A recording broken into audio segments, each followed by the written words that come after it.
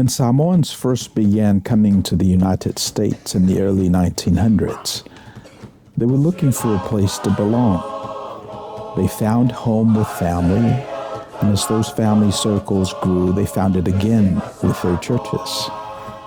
Over time, as Samoans became part of life in America, many found themselves living between two cultures, connected to both, yet not fully at home in either. This place, Manuia, offers a place to land, a place to breathe, and a place to belong. Second Samoa is your home away from home.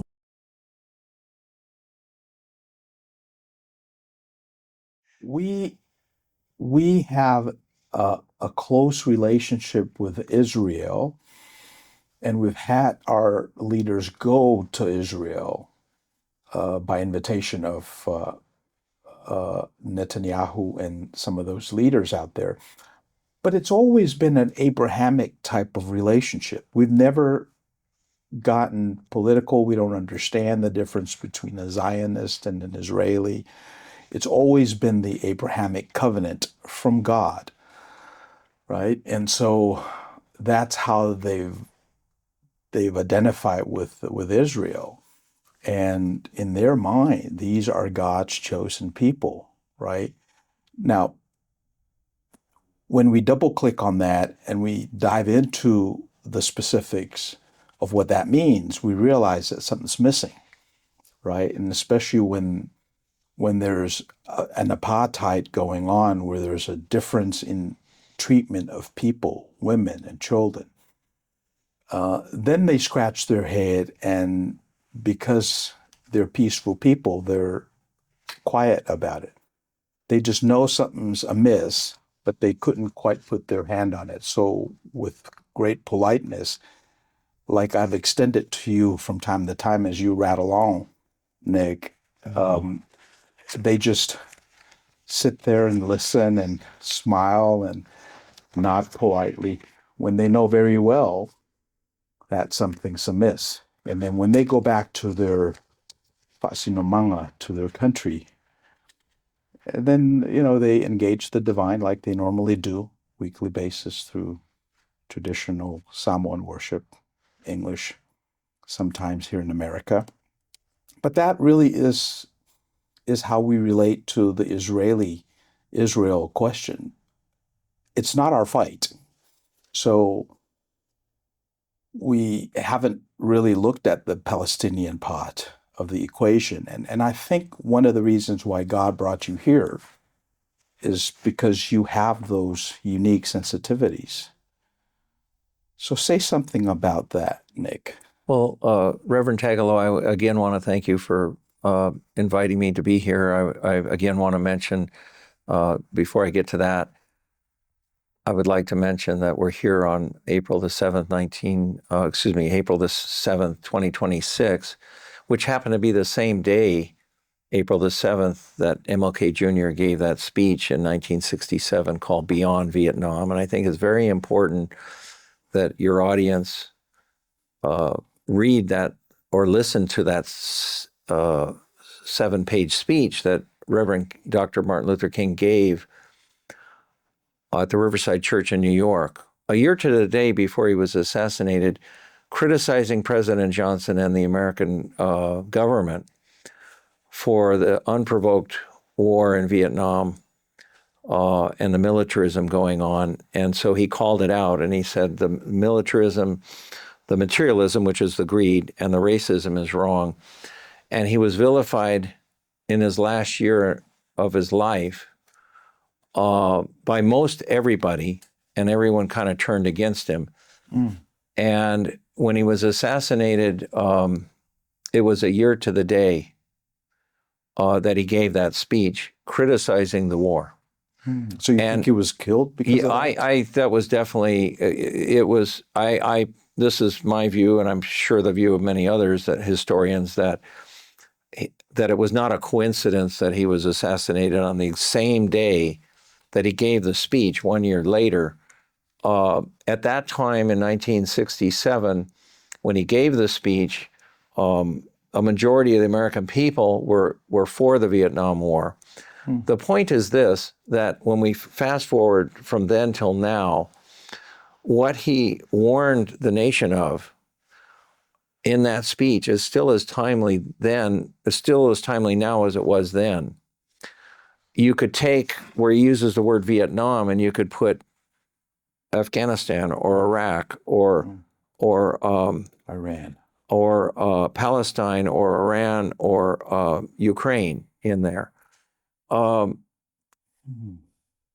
the facts are, these are the facts. The Pentagon Papers, which is, if people Google that, Pentagon Papers, 7,000 pages of documents that were smuggled out by Dr. Daniel Ellsberg, who had the courage to release the documents in 1971 to Senator Frank Gravel of Alaska, who then put it into the congressional record. That's what led to the ultimate ending of the war. But the senators asked Dr. Ellsberg, when did you first learn that these 7,000 pages, the documenting the cover-up of that the war was predicated on lies, and it was all covered up? When did you discover these documents, top secret documents? He said, 5 or 6 years ago. And they said to him, well, if you had given us these papers when you first found out about it, we could have ended the war.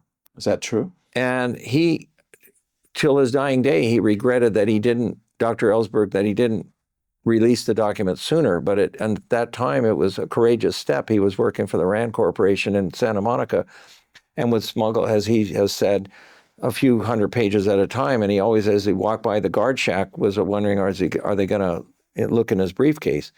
But he got the pages out. But King Dr. King was proved right. He didn't know about the Pentagon Papers. He didn't know about the cover-up. He didn't know about the lie, but he knew that the war was wrong.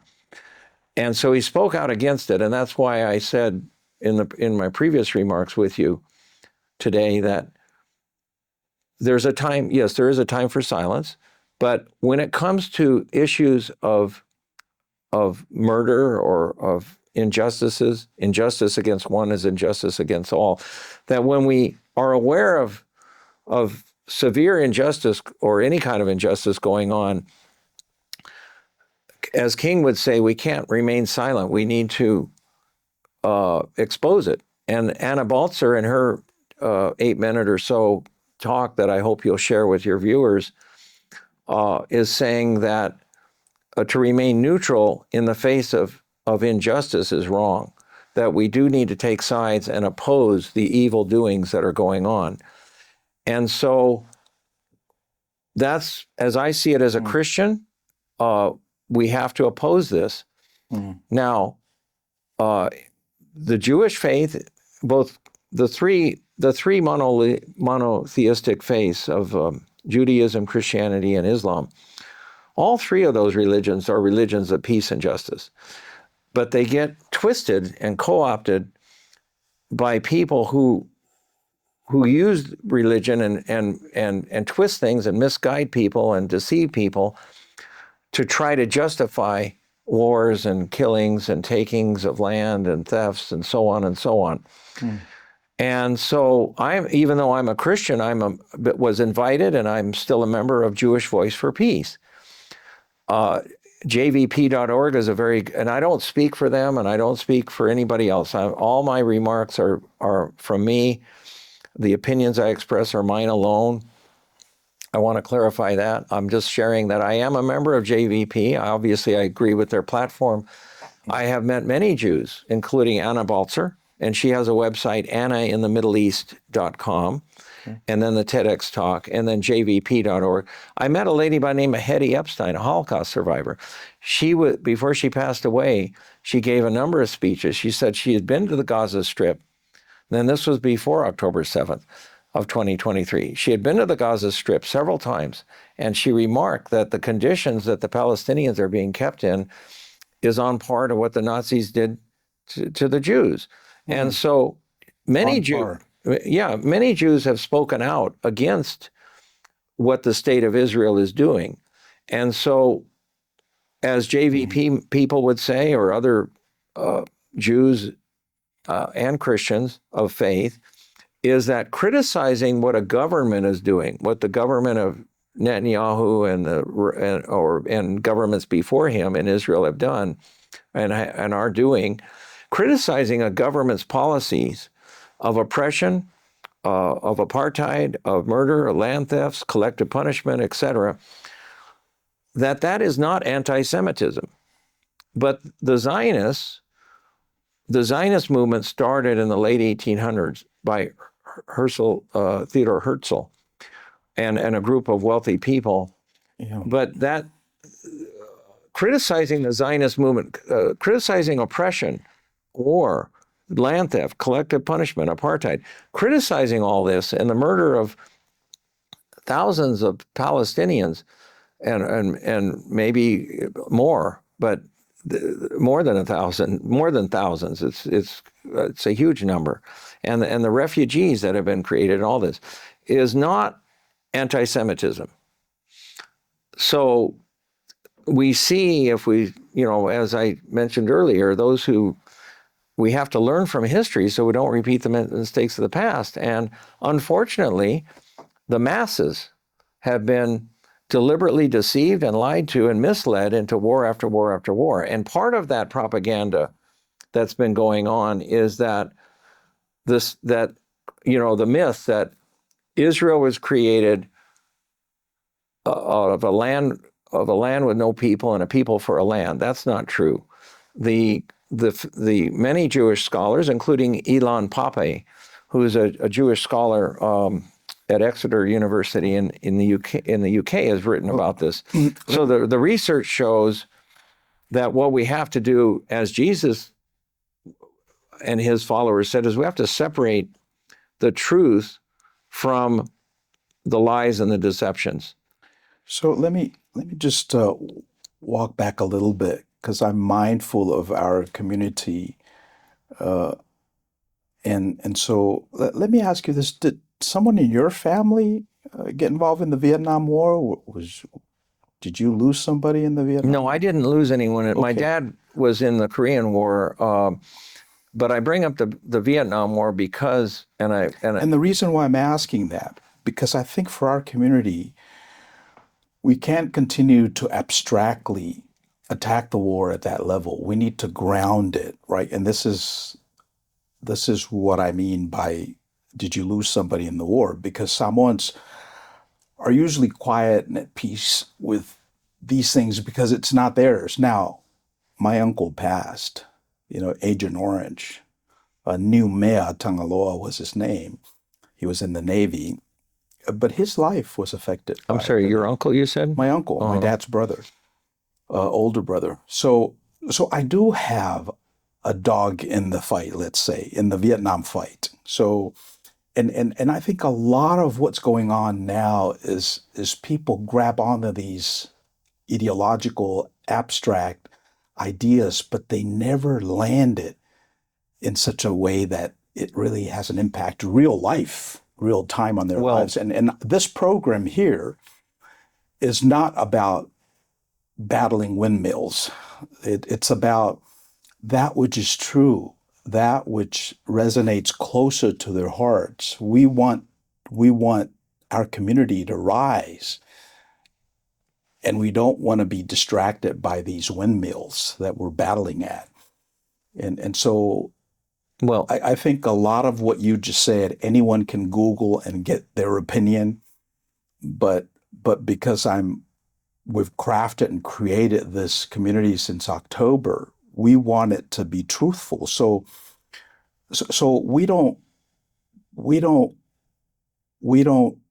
we're not swayed by the opinions, right? And I know how you feel about this. That may I invite you, Nick, to land it in your particular life, in your little trust circle, right? In your family, in your siblings, your sisters.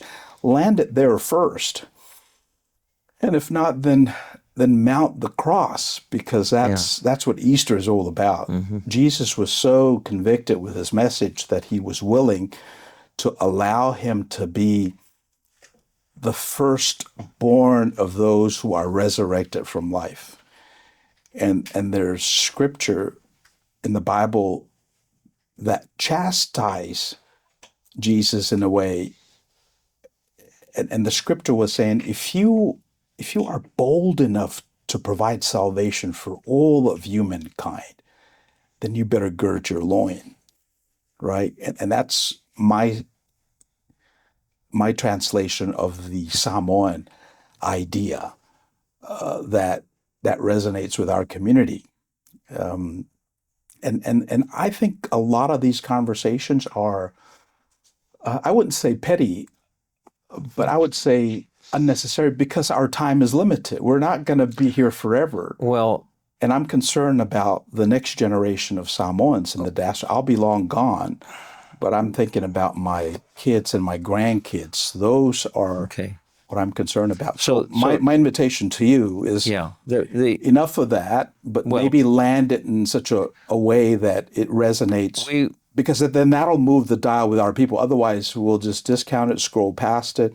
Well, here's the issue, Reverend Tagaloa, respectfully, and that is we're not very far from a potential World War III, and I don't like to be alarmist, but our job as Christians, as faith leaders, as Jewish faith leaders also who support peace and justice, and Islamic faith leaders as well, to stop the war and the wars, because if we don't stop them, your children, other people's children, their grandchildren, what kind of future are we going to have? So we're at this very critical junction in history where the weapons are so destructive that if something gets out of hand, we can have a problem. And it all connects up. And that's why I brought up MLK Jr.'s Beyond Vietnam speech, is it connects up those wars, that war, along with what's been going on since, connects up with today. So we need to make that connection, and we need to make that connection to the Samoan community that's been in the Pacific for thousands of years, surviving and thriving. And now the diasporic part of our community is here, and they too are striving, thriving, and trying to be successful here. I think that's one of the things that they've been able to. We have, as the Pacific Islander communities know, that the sea level is, of course, been going up. Why? Pollution, global warming. You put all this carbon emissions into the atmosphere, you're going to heat up the planet. We are so dependent, unfortunately, as a nation on oil, it's ridiculous. When I was in high school, we had the 1973 oil embargo. Solar energy was starting to, why don't we go to solar? So there's the greed that MLK Jr. has warned our nation of, and others have, is like, it's so obvious we could have a peacetime green energy economy, hydrogen, solar, wind, have a whole, and wean ourselves from the dependence on foreign oil. So we have the threat of nuclear war, we have the environmental degradation and global warming, and then having enough food to feed everybody. These problems can be tackled, they can be dealt with. But the question is, are your children and your grandchildren and that of other people going to make it? Are we going to get through the next year or 2 or 5 years without having endless wars and so on? And so all of us have to. You asked about what can we do? We all have to get engaged, organized, and not be misled by the propaganda pro-war people and their minions in Washington, D.C. and their politicians. And we have to do what we can at whatever level and whatever abilities we have to help elect people to local, state, and federal offices, and at whatever level. And we have seen a change over the years in the Congress and in local government of independent type thinkers who aren't going to go along with the same pro-war agenda. And so whatever people can do to volunteer on campaigns or help elect people, if that's one avenue, another avenue is being wise with our money, spending it only with companies and organizations or or not spending our money with entities that promote injustice and wars. The owner, I can mention some companies, and it's been reported that different companies, Caterpillar is one, Martin Marietta, General Electric, Monsanto, Starbucks. There's an endless list. And if people go to BDS, Boycott, Divestment, and Sanctions, and see the list of companies that are profiting from war, profiting from injustice, we should not be spending our money with those entities. So there's a lot that we can do. And in your race, when you ran for city council, and when I ran for Congress, and now I've been running for school board to make a difference, volunteers can help. And I have a website, nickdibs.org. You can learn more about me and so on and what I'm trying to do. But if we don't stop the madness from the way it's going, I'm not sure your kids and your grandkids and that of other people are going to have a very good future. And so our future is at stake for the human race. And so that's why I'm trying to sound the call to action that we have to wake up and not be misled and deceived. So I have a question. Are you familiar with what the billionaires are doing now with their funds? They're expecting doomsday, so they're prepping. They're building these underground bunkers to survive a catastrophe like you've just described. And so where would that leave us, right? What does my kids and grandkids have to look forward to? So with the Samoan ethos is Eletua fo ina imato eletua. God will provide. That is where they're at. And this is after thousands of years surviving in the middle of the ocean. And this is the distillation of all of their wisdom. And it doesn't mean that violence will not befall our people. It doesn't mean that death will not stop by, because violence and death have stopped by as they trek the Pacific Ocean. And it's the fittest that survive. And that's why our community is so small. And there's nothing wrong with that. We have each other. This is the thing where God manifests that truth, that eletu ina imato eletua. So this is the community that you're speaking into, and I wanted to present you to that because your advocacy work is very admirable, and I can feel the spirit and the energy. And I'm wondering, because I've known you for so long, I'm wondering if there's another level where you can escalate that advocacy work to, instead of just at the elected office. Because I tried that and I'm done with it. I've decided to take it to the next level, which is paying attention to my trust circle, my people. And that's where I plan to retire and hang my cleats, let's say. So I just wanted to bring that to your attention. This morning there was a fire at a big warehouse in Ontario. I don't know if I haven't heard of that. Yeah, no. well, it made news. I came here and the boy said, "Yeah, saw that." But it's a warehouse. I think it's one of those Amazon fulfillment centers. And it's 1 million square feet of space. And it's about 60% burnt. And it started burning last night at midnight. But when I present myself to those real data points instead of the anecdotal stuff, I realize that there's pain in our community. There's pain in our community. And when I think about corporate titans like Amazon that are using people to move goods, and now more important, they're going to automation. Someone had to have set that fire. It's arson. Well, this gets down to... But my point is, the invitation to speak to our community is something that's sacred, and I think we ought to treat it as such, right? And when we come in here and bua isolo, the English word I think is vomit, but it doesn't it's a very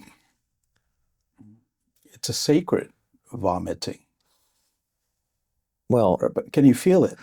Reverend Tagaloa, your community or the Samoan community, as well as other minority communities, all share a commonality. We're all of the human race.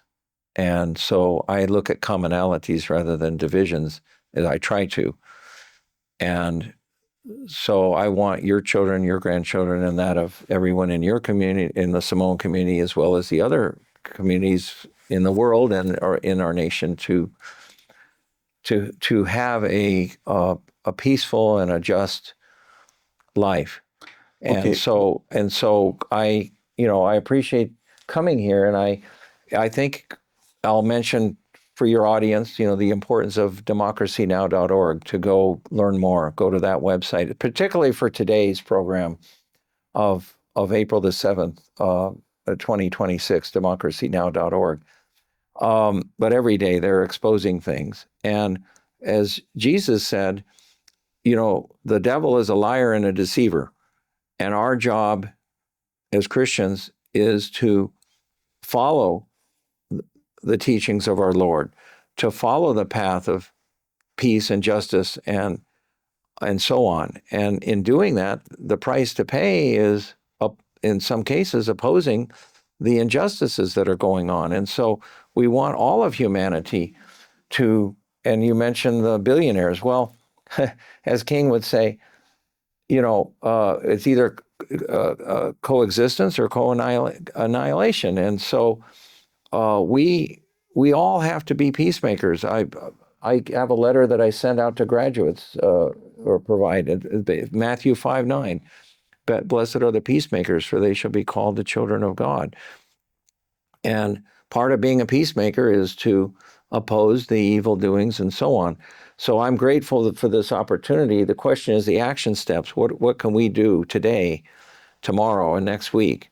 And it helps when folks understand the history so that we can then have the antidote that our Lord wants when he said, ye shall know the truth and the truth shall set you free. At different levels, the truth, there's the spiritual truth, and there's also the truth that we need to follow in our everyday life to not be misled and deceived by others. And so part of that is, as a teacher educator, by the more we know about the history in the past, the better we're equipped we can be to speak out and to help others. And that's why I volunteered on your race and other political races, is to help elect good men and women to Congress. And now we have some good people in Congress who, if you compare the makeup of the Congress today to what it was 10 or 20 years ago, we have some very good men and women who are doing what they can. And so I applaud them for doing the peacemaking work and opposing the militarism budgets and so on and so on. Is there anything else we're missing that you would like to cover? Well, I provided some websites. I think that it's important that everyone get educated and informed on what I see as a teacher, as a someone out in the communities, meeting all kinds of different folks, that we really do have an information vacuum when it comes to other narratives. The Palestinian narrative, the narrative of, as it was with the Native Americans and with the Africans who were brought over here in the slave trade, and others and the Chinese who were brought over here and enslaved or did different work building the railroads. There were all kinds of injustices going on. And the narrative of the Palestinian people, and this is maybe something you don't know about me, but in 1984, I had a chance to go to Israel and Palestine and Jordan and Lebanon um, as with a delegation of 23 peacemakers. There were 23 of us. And we went on a pilgrimage, not for tourists, but to make connections with both Israeli settlers and people in the Knesset or in government. Has anything come out of that work? And yes, a lot has come out of it in the sense that, and meeting Palestinians and being there on the ground, talking to folks. Well, we all have to realize something, and that is that our tax dollars is what's funding a lot of the injustices, not only in Israel, Palestine, but around the world. And so there was a comedian, a guy, a cartoonist, and he drew a cartoon. I'll have to send it to you, Pogo Possum. And Pogo Possum was his cartoon character, and he said, we found the enemy, and the enemy is us, meaning the enemy is here in our country. So we have to do what we can to our tax dollars are funding a lot of this injustices. So when I went over in 94 and met Jewish leaders, we had a meeting with Shimon Peres, that time the foreign minister of Israel, and we had meetings with Saab Erekat of the Palestinian Authority and other people. So we met with settlers, we met with Palestinians, we met with all kinds of folks. There is a way to peace. There is a way forward. But unfortunately, our government, they cut the State Department staff way down. The Pentagon cut the office dealing with minimizing civilian casualties. That was recently done. There's all kinds of things that we could be doing as a nation and as a government to promote peace and justice and to make the world a more safe and peaceful place. But again, it's that small group that are, profiting from wars, and they're messing it up. And so we all have to collectively get together and do what we can and build bridges. And so I have some websites I've shared with you. The program today on Democracy Now! Is very good. And I'll just say this. I encourage people to watch Anna Baltzer's TEDx talk, and then the headlines from democracynow.org for October 7, 2026. Trump shrugs off concerns over war crimes, renews threat to blow up Iran's civilian infrastructure. Well, okay. So, and then a report from Tehran, and then moral obscenity. White House demands $1.5 trillion Pentagon budget. Nick, so let's wrap it up, because we do run out of time, and Yes. This is one of our limitations as part of the human race that you so eloquently talked about. I'm reminded of what Jesus said. Jesus said, "I didn't come to give peace, but the sword." You remember that part? I don't remember that part. Look it up, Google it. And this is why the peacemakers are going about this task totally different than how the Samoans have read scripture and have gone about, having their lives. And it's one of those things. So you should really look into that. That's what Jesus. Can you repeat the Yeah, quote? Jesus said, "I didn't come to give you peace, but the sword." Now, of course, it matters the context and who he said it to and who was in the vicinity, but it's there. Do you remember the book or the verse? Google is the answer. Okay. So I wanted to bring our time to a close, and on behalf of our community, I want to thank you, Nick Dibs, for who you are in the world, because who you are is a shining light. You're unique. There is no any other Nicholas Dibs in the world except the one that's in front of me. And you have been a connection. You're a node, right? I don't know if you know this, but who you are is a node. Etofeo witu in our own language.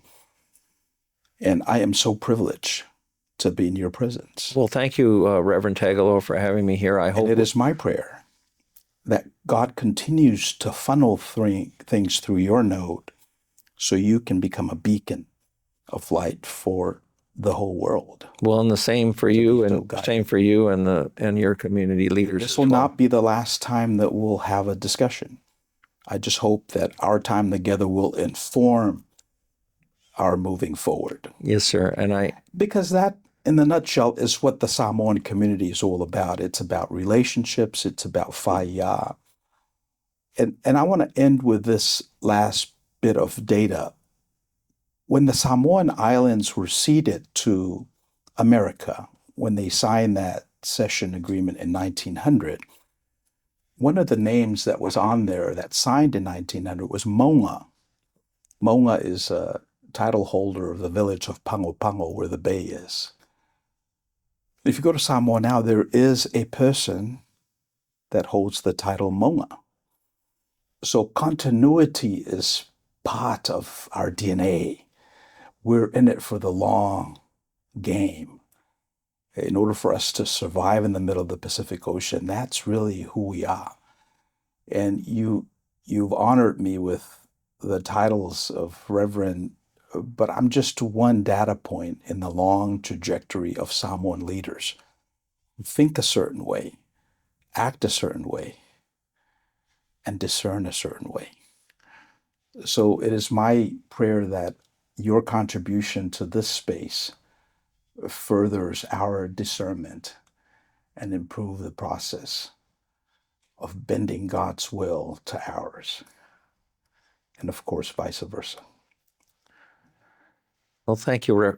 Yeah, go ahead and then I'll say a few words in Samoan. Thank you, Reverend Tagalo, for inviting me here. I hope we can continue and have more other segments that we can record because there's more information and I can't, there's more stuff I'd like to share. I'm sure there is. I didn't get a chance to clarify the difference between Zionism and Judaism, but there is a difference. Our limitations as human person, we're confined by time and spirit, time and space, and of course matter, right? But thank you again. So, yeah, vene ava noe e whaftai atu e fwoi datou atunu u wharangolongo mai ma mawale nei fōla sanga o la datou prokalama le nei yaso. O la utatalo ia avea le fōla sanga fwoi le sunga Nicholas Dibs e whaima mau ina ia mwhaion datou whaonga ina e whanai ia le li o laulangi datou manu malo ai. Ia nei teimi ia whaftai lava mai Manuia whaasausonga o le datou tunu i le nei afiafi. O lo tau ono mispawena tangaloa mai o tō Manuia. Thank you for spending time with us. If you found this content helpful, please like the video, share it with others, and subscribe to the channel so we can continue bringing these insights directly to you. Yo tō Manuia.